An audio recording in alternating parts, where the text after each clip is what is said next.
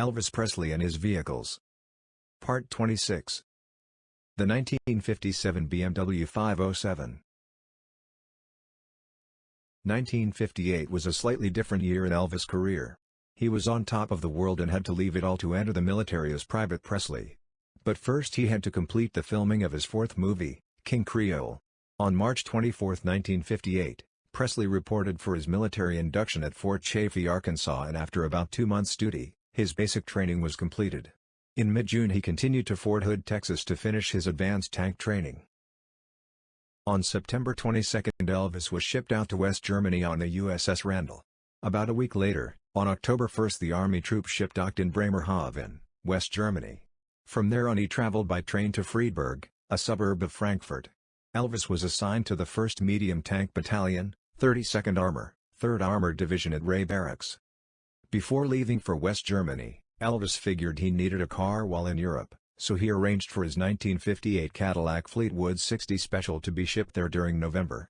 However, for some reason that didn't happen, and the Cadillac ended up being sold off instead. During the first months in West Germany, Elvis, Vernon, his grandmother and friends Lamar Fike and Red West stayed at a hotel. Elvis didn't have a car yet, so on October 23, Elvis hired a taxi driver, Oscar Moman, to drive him and his gang to the Bill Haley concert in Frankfurt that night. Elvis and Oscar hit it off immediately, since Oscar spoke English fluently and was discreet, so Elvis continued to hire Oscar whenever he needed to go someplace. Oscar drove Elvis and his family and friends in a Mercedes 190 regularly until Christmas of 1958.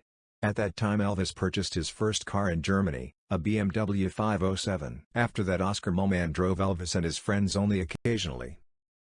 When Elvis got to Germany, according to sources, he was thinking of buying a Porsche 550 Spyder, just like the one his idol James Dean had owned. But since only 90 of them were built, it wasn't an easy task finding such, so after hearing about the new BMW 507 he focused on that car instead. A few weeks after his arrival in West Germany, he found out that Guy Bacchus, a member of the doo-wop group, the Dell Vikings, was stationed with the U.S. Army in Bad Nauheim. Since Guy had been in Germany for more than a year and knew some German, Elvis took him to the BMW dealer for a test drive. Guy said that Elvis drove the BMW 507 like a maniac, foot hard on the gas, slaloming between cars and then speeding up to 100 miles per hour. After getting back to the dealer in one piece, Elvis was very satisfied and told the dealer to find a BMW 507 for him, with delivery after the maneuver in Grafenwoehr, which ended December 20. The BMW 507 is a Grand Touring convertible that was produced by German automobile manufacturer BMW from 1956 until 1959. BMW hired industrial designer Albrecht von Gortz to design a sports car tailored for American buyers. Initially intended to be exported to the United States at a rate of thousands per year, it ended up being too expensive, resulting in a total production figure of just 252 cars. The 507 received a 3.2-liter V8 with 150 horsepower, mated to a 4-speed ZF transmission. The majority of 507s had a convertible soft top, but for the lucky few, an optional detachable hardtop was available on 11 cars, one of which was Elvis' car. Getting a BMW 507 today will set you back about $2 to $4 million. December 21, 1958, Elvis, Vernon, Red and Lamar went to Autohaus Wirth, one of the BMW dealers in Frankfurt at Frankenallee 98. Elvis was about to buy his first car in West Germany, a BMW 507. The price seemed very reasonable for a slightly used 1957 507, the equivalent of $3,750 instead of $7,160 for a brand new one. Not understanding the contract written in German, Elvis thought he was buying the car when he in fact was leasing it. Numerous press representatives and onlookers were at the BMW dealership that day.